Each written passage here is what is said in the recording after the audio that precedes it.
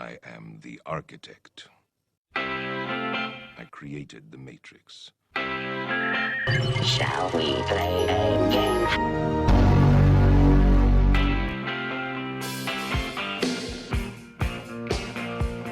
I honestly think you ought to sit down calmly, take a stress pill, and think things over. Hi, this is Bob Sherwood with Web Talk with Bob. I'm here to give you the day's latest podcast. It's about 2.5 minutes long of the best information you can get. It's about feedback. Feedback is essential to success.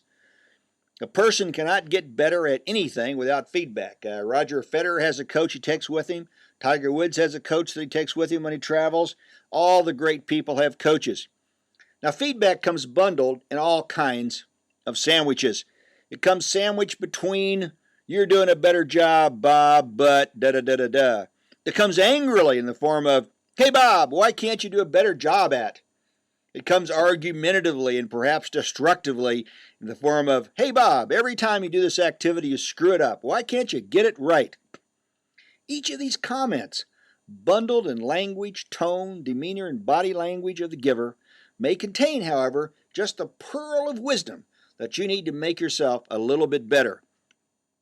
Unfortunately, most people are immediately turned off when the package, the criticism package, comes at them in an angry or loud manner.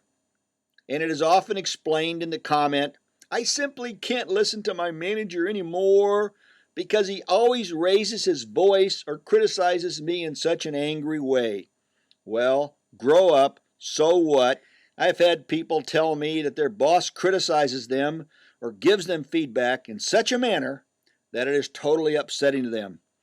Or I've heard people say, "My boss does not know how to give me constructive criticism. He always criticizes me in a destructive way." Grow up, so what? Your boss isn't an expert, as I've said before, and neither are you.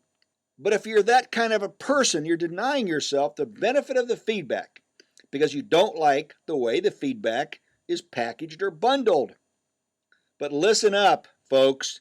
Buried inside the most difficult criticism, the most grating comments about your performance, may be an analysis of your work that is warranted and beneficial to you. Why deny yourself the benefit of the feedback because you don't like the way it's packaged or the way the person who's giving it to you sounds? Here's something for you to remember. Each person should recognize that the real power in any feedback situation lies with the receiver, not the giver. You who are receiving the feedback have the power. I've given many seminars, and I can tell you that people who receive feedback well always know that they have the power. Why? Because they can do nothing, they can listen, they can do something, but within them is the power to act. Bobby Knight, for example, is known for his angry and rough demeanor of providing feedback to his basketball players. But guess what? Ask the basketball players, what do they say? 2-1 they say Bobby Knight made them a better basketball player. If you wish to get better, then you need to accept the packaging. Look for the feedback that's embedded in that bad criticism and make your decision based on the truthfulness of the feedback. And by the way, you'll know the truthfulness of the feedback because you'll feel in your heart that it's genuine information that can make you better.